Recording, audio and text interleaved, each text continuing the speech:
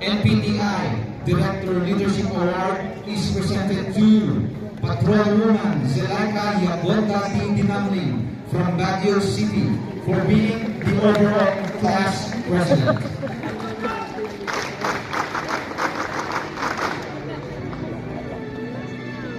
A gold medal will also be awarded to Patrolwoman Dinamling.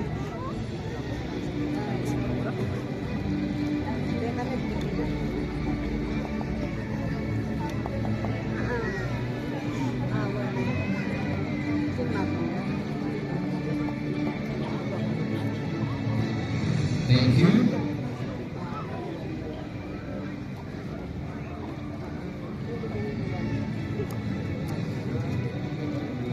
Same Leadership Award is presented to Patrolman Warren A. Balestra from APRA for being the battalion commander.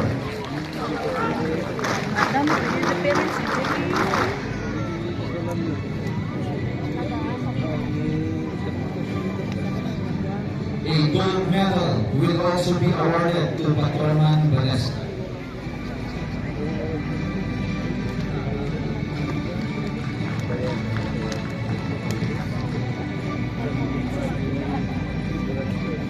Thank you.